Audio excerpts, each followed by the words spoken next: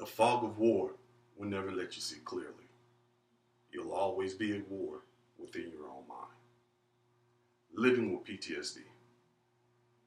I'm one of the thousands of veterans of Iraq and Afghanistan that have been diagnosed with PTSD.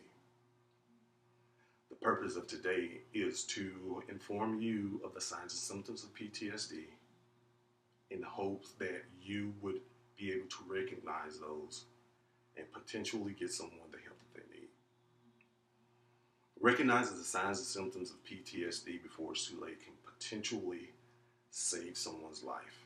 And living with untreated PTSD can cause havoc in someone's life. The signs and symptoms of PTSD are recurring nightmares, memories of flashbacks, sleepless nights, loss of interest, feeling numb, anger, irritability, and hypervigilance. Why can't I just forget that it ever happened? Why can't I forget that I was there? The memories, the flashbacks, you're constantly thinking about them. If I could have just only get some sleep. The nightmares keep you awake at night. You don't sleep because you don't want the nightmares. I just don't feel like doing anything. You have no interest in any of the hobbies that you were doing before. You have no interest in doing anything. You feel numb. You don't want to participate in family activities. The anger and the irritability. You're pissed off. You don't even know why.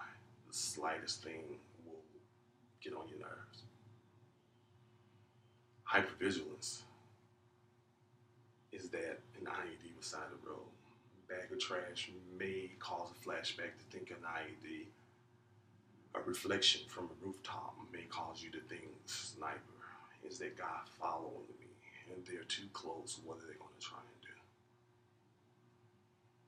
How PTSD affects your family is you tell them, I'm fine. You don't want to talk about it. They feel you don't want to include them in, you're pulling away.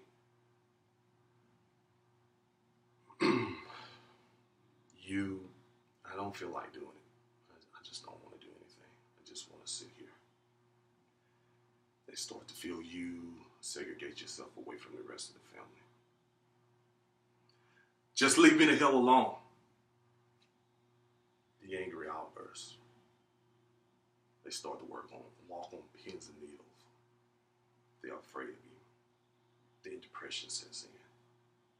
Why am I even here? What's the point of living? Some people start to drink. Some people start drugs. My coping mechanism was alcohol. There are many therapies out there for PTSD. You have psychotherapy. Talk to your psychologist. Talk to your psychiatrist. Sit and talk to someone. Cognitive therapy. You're taught a new way of thinking. I was taught to imagine pink polka dotted clowns during any of my flashbacks to disperse them. And then there's virtual reality. It's a recreation of the event that you were involved in to face it head on. Realizing what your triggers are, trying to pick them out. There's also medications. You have SSRIs or antidepressants, Prozac, Paxil, Zoloft. You have anti-anxiety meds such as Valium, which is not widely used due to the drug's addictiveness. And then you also have mini pressors. It's not approved by the FDA for PTSD, but it helps to suppress and or just completely get rid of the nightmares and the flashbacks. In conclusion, PTSD can be a very debilitating disease, and if left untreated, it can be potentially fatal. The purpose for today was to inform you of the common signs and symptoms in the hopes that you will recognize them and get someone help.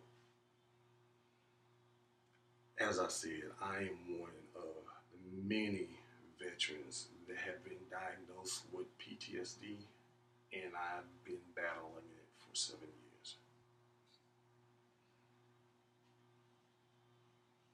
Most of you may know veteran.